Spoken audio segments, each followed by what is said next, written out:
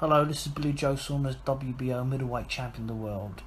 Subscribe to Sport and Icons to stay in touch with all the top news. God bless you all. On April the 28th at Brooklyn, New York, Daniel Jacobs will be making his second debut for Matchroom USA, Eddie Hearn, and he will be taking on Maciej Sulecki, who is an undefeated 26-0 fighter, middleweight. He has fought at 154 before as well. But Daniel Jacobs is obviously the favourite to win this fight, even though nothing would really suggest, if you like, that as to why he really should be, other than the fact Daniel Jacobs has been in there with better opposition, beaten in better opposition, and of course slugged it out with Triple G in that before, and which was ultimately one of his only two losses, the other one being Pirog. Now, with the winner of Triple G and Canelo, most people are talking about undisputed, if you like, with Billy Joe Saunders. If Canelo was to win and he was to take on Billy Joe Saunders, it wouldn't be for undisputed. As of currently, he is refusing the WBC title. So, for anybody who wants undisputed, you need Triple G to win this fight, right? But either way, Eddie Hearn said that Daniel Jacobs would like to face the winner of Triple G and Canelo. He wants revenge on Triple G, more specifically, but the ultimate goal is to become world champion again. But he said if neither of these guys want that and they're going to go the Billy Joe Saunders route for undisputed or whatever it may be, then they would love to make a fight between Daniel Jacobs and Jermall Charlo. Jermall Charlo, he's set to take on Hugo Santana Jr. in April, around that time, I believe. And there's been a lot of social media beef, if you like, between Charlo and Jacobs, both of them obviously American. And Jermall Charlo, he does like to talk a lot on social media. He does like to run his mouth up a lot, and he has been run up on a couple of occasions. And more recently on the Wilder Ortiz card there, where Jermall Charlo was originally supposed to have fought, but obviously he just turned up to support Wilder. And obviously he's running his mouth to the media, if you like, about Daniel Jacobs. Clearly not really expecting Daniel Jacobs to confront him on it. Daniel Jacobs come down. He was like, oh, there you are. What good timing. And Jermall Charlo, let's be honest, did not look comfortable. He looked very, very uncomfortable when Daniel Jacobs run up on him. Whereas Jermall Charlo's giving it, well, you know, we'll have to wait and see, we'll have to... it is what it is, that kind of stuff.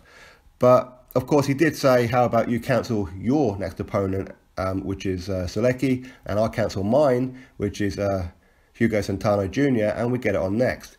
But, of course, when you're tied into a contract, there's nothing you could do other than maybe you could pay off your opponents, if you like, but that's not always a good thing when you've got dates, venues, everything set.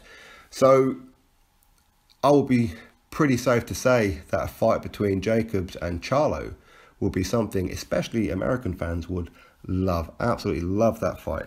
Obviously Jermall Charlo is a former 154 WBC champion, sorry, IBF champion, I apologise, and has now moved up to 160, and now he's the mandatory for the WBC. How does that work? No idea, as he's only fought one guy who come in with a injured leg. But doesn't matter. There's a lot of hype behind both Charlos actually, but Jermall Charlo specifically saying that Triple G's ducking him, and they're like, but hang on a minute, he's only just got there. You know what I mean? He hasn't even really earned his mandatory position. But of course, obviously Americans know Jermall Charlo much better than what I do, so of course they can see whether or not he's going to be legit or not. Of what I've seen, I don't know. He still needs to prove it, and a win over someone like Daniel Jacobs impresses not just me, of course he doesn't have to impress me, but the boxing world. That would be an impressive victory should he get past Daniel Jacobs. But Daniel Jacobs seemed very, very confident when he confronted Jermall Charlo. As if to say, are we going to carry on all this social media beef, or are we actually going to do something about it? And as I said, Jermall Charlo was like, well, it is what it is, it is what it is. Well, no, what is it? Are you going to fight him, or are you not going to fight him? So for me, I think that this fight would gain a lot of momentum. It really would. If Jermall Charlo can get past Santana Jr. and Daniel Jacobs can get past Sulecki, then for me, there's no reason why this fight can't happen, right?